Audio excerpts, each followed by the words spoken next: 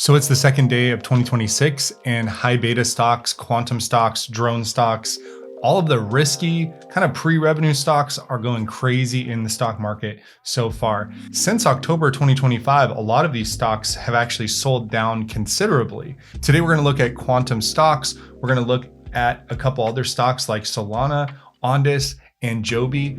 And my goal is we'll be in and out of here in about 15 to 18 minutes. Also, we have CES this week, which is a big catalyst for tech in general. We have a lot of big tech companies at this showcase in Las Vegas, and a lot of companies use this to network and make announcements, and there's a lot going on in quantum, so we're going to take a look at that as well. So let's jump in.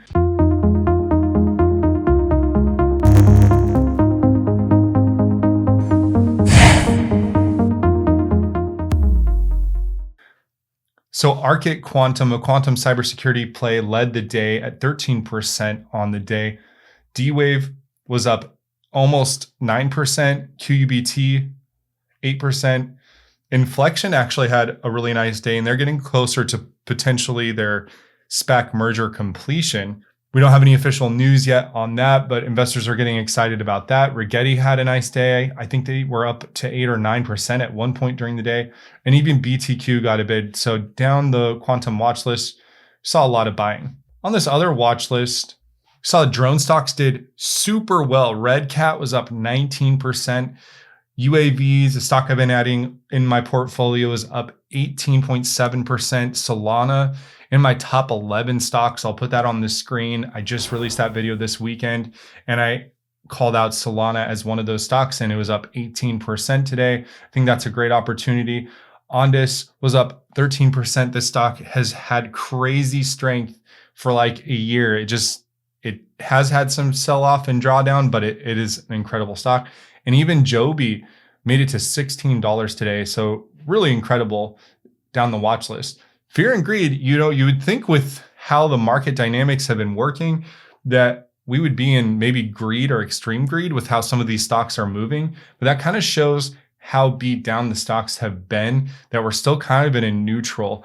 And one other sentiment or indicator that's been fairly reliable lately is what is Bitcoin doing? So Bitcoin has been a big indicator of what's happening, especially in the risk on markets. And if we go back to October when things were at their high, the market and Bitcoin and high beta stocks, especially high beta stocks, fell. And Bitcoin has been kind of trading in this channel between 84,000 and 94,000. But it looks like it's possible that as soon as tomorrow, it could break out of this channel, and maybe we could see some upside from there. So CES is happening in Las Vegas. It officially kicked off today. The big events are between January 6th and 9th. I believe Jensen is on stage today as well. And that's a super exciting time to be in tech because you're hearing from all the tech companies around the world how they're using AI, how they're using computing to push forward the frontiers of science and technology. On the schedule, quantum related, there are a couple tracks that look very interesting. So the first one is quantum computing beyond the hype.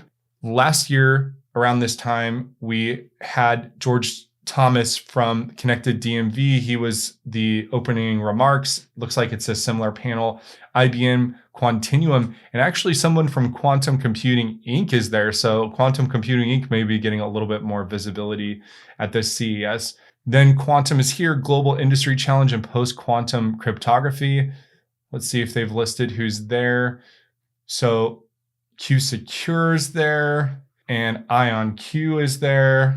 And then this one's pretty exciting. Quantum is now unprecedented improvement in precision and sensitivity. And let's take a look at the panel here. So we have Paul Lippman of Inflection on that panel. And I know that people are very excited to hear what Inflection has to say, especially as it relates to their quantum sensing. And then SuperQ Quantum is hosting a chat QLM, and I believe they're officially launching an app that gives access to quantum. So that's pretty interesting as well. And then, of course, over the weekend, there was the crazy news with the Venezuelan leader, and it looks like markets have largely shrugged off this insane political event. The positive response in stocks is fascinating. It suggests the markets are not particularly concerned. The market seems to be focusing on the positive consequences, peace through strength. Maybe that's what markets are rooting for. All right, so let's get into some stocks and how they've been moving lately. And we're going to start with the quantum stocks. So we're going to start with IonQ, and we're going to look back on the chart and kind of see where we are. So IonQ is one of those stocks that has so much potential, but they have to execute on their roadmap. And we saw in 2025, IonQ move all the way to $84 a share before some pretty steep sell-off. And what we're seeing is kind of what I predicted before and what I hoped would happen, which is essentially there was this trading zone here between 48 and 36. And now that 48 has more or less flipped to a support. And we're seeing that trading zone kind of right there between 48 and 56, as we can see multiple rejections off of 56. So if you're trading this or swinging this, 48 and 56 look like interesting numbers. If there's any catalyst from CES or if there's more buying in the quantum market, I would watch 56 to the upside. And in a bullish case, we could break 56 and maybe start to see the 60s again. But it would take a catalyst or something specifically from IonQ to push up the price. Rigetti Computing has fallen out of favor with one of the biggest drops from its high, from $58 a share all the way down to 64%. And we can actually see, just looking at the chart here, that right around this $20 level, exactly 2168, we've seen a number of bounces. And what's been interesting with the price action for Rigetti, especially lately, is we've seen a lot of intraday price action where the minute candles are actually trading above the middle of the Bollinger Band and showing a lot of strength intraday. And these are the minute candles from today. So that blue line in the middle is the Bollinger Band, and just watching kind of Rigetti push up kind of like it used to with its bullish sentiment. And it made its high today at $25.80. It tried to rally again.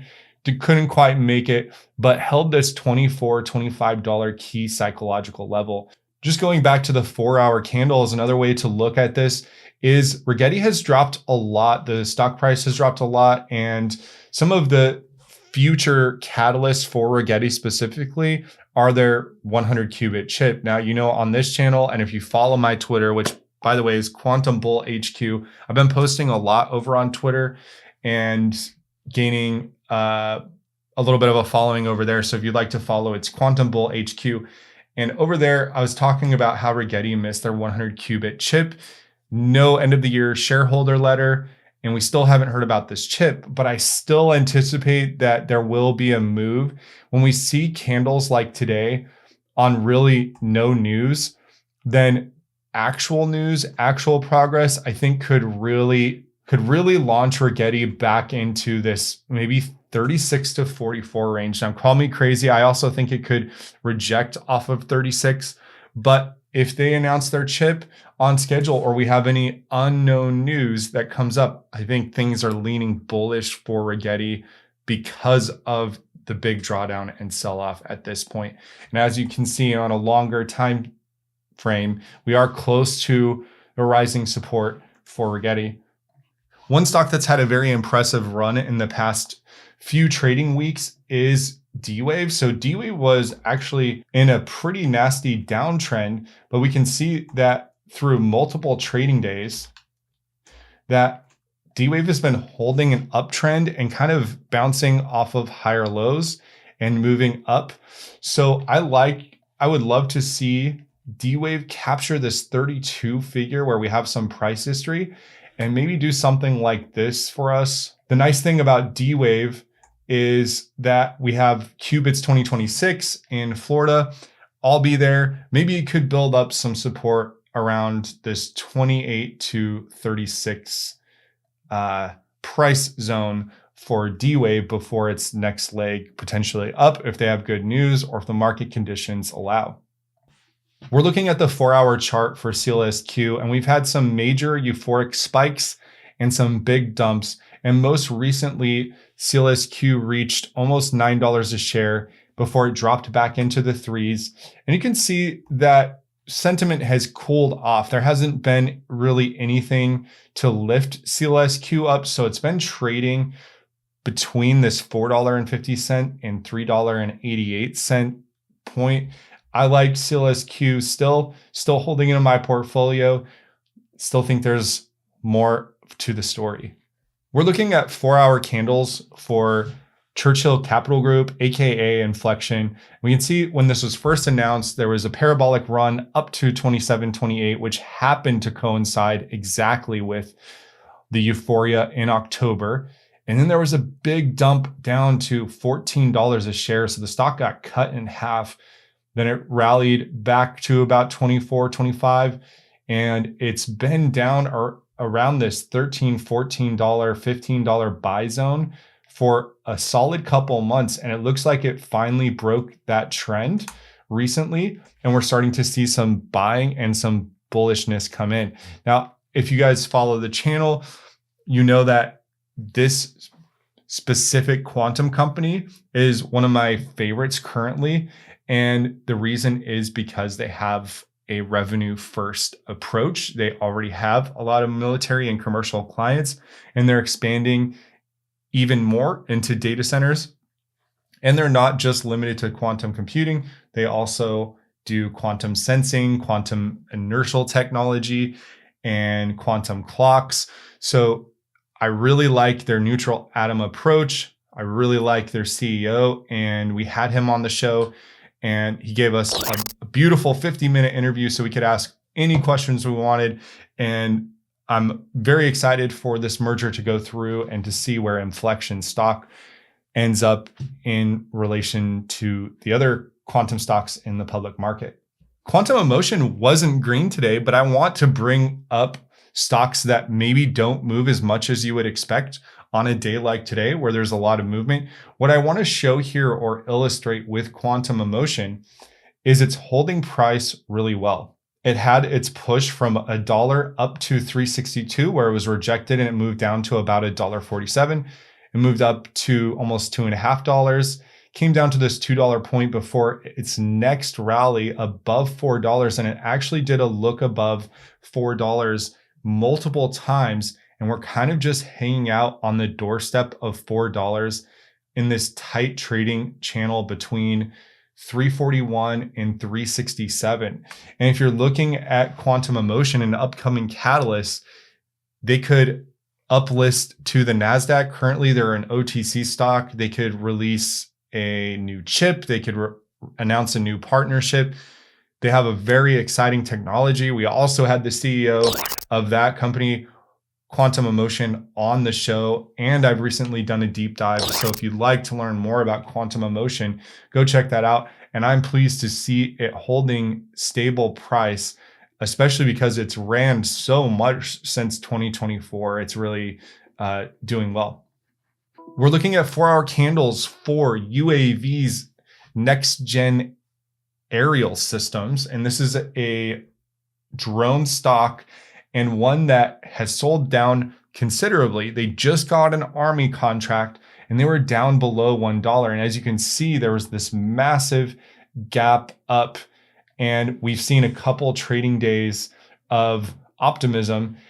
And if I look across the chart at the 78 cents, it does appear to me that there has been a triple bottom, and potentially that Army contract was the perfect catalyst for that sentiment bottom and that price bottom for it to explode upwards. And what I'm expecting from UAVs is it for it to recover into this 182 to 240 price zone where we've seen a lot of history. And I like it as a lottery ticket as far as the UAV space goes. Don't know a ton about the company, but I have shares and I'm looking to add on dips. As I think there's going to be a big push for American-made drones. And if you missed it, I did interview Gene Inger this weekend, and a big theme of his stock picks for 2026 are all related to the drone, global defense, and drone ecosystem. UAVs isn't one of his picks, but it's one of mine because it's cheap and I like to accumulate shares when a stock is at a good entry point. So I'm liking UAVs. We'll see how their story develops. The Army contract is promising.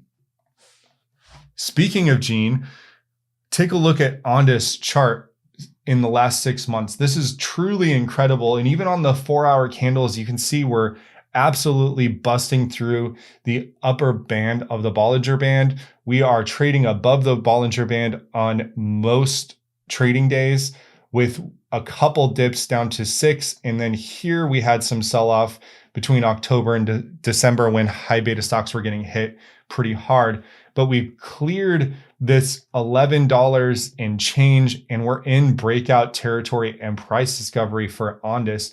And it seems like the story just keeps getting sweeter and better with Andis. I haven't personally done a huge deep dive into Andis, but when Gene came on earlier last year, I did make a position for myself, and I'm glad I did because this is one stock that's been very successful. So Veritone is a very interesting stock. And this is one that I called out on the Discord actually today. And I said, I think this one's a sneaky one. And I'll tell you exactly why I think this will be a sneaky gainer if it does gain. If they have a catalyst, if the market stays good, the stocks don't always go up. We just had 2.5, 3 months of stocks going down. So I don't want to give anyone the impression that any of these are a sure thing. But I gave the Discord kind of this thesis that we're going to see a re-rating from Veritone. And I've just pointed out some pretty insane 4-hour candles in recent history. And Veritone can move 20, 30, 40, 50% in a day. And Veritone was on my top 11 stocks. It is close to its rising support, this imaginary blue line that kind of simplifies the calculus for me, the equation for me. And I could see Veritone repricing very quickly, and we do have a number of trading days in the $6 to $7 zone, so it wouldn't be too hard to imagine they would be there.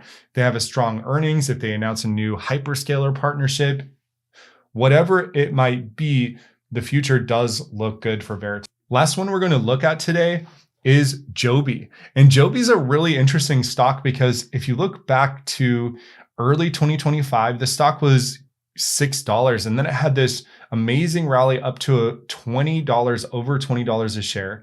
It got dumped down to $12, and recently it actually made a lower low in November, and it's kind of held on to this $13 position. I just drew that gray line there so you could see it, but $13 has been a quadruple bottom where buyers have stepped in for Joby, and Joby is admittedly a little bit ahead of Archer, but similar to my quantum investing, I don't bet on just one horse. I bet on all the horses because why bet on one horse when multiple horses could win? And I think Joby and Archer could both be successful companies, and I think they could both be more valuable companies in the future. I think Joby has better technology currently, and in the eVTOL space are one of the leaders. And we can see that this rally has been pretty amazing. Today was a 12% day, I believe, and suddenly we're back in the 16s, and we could be talking about 16, 17, 18, and maybe going up to retest recent highs. So definitely keep Joby on your watch for a further move to the upside. All right, everyone, I hope you enjoyed that. We looked at a bunch of stocks today, quantum, AI, eVTOL. If you like content like this, make sure to like and subscribe, and we'll see you in the next one.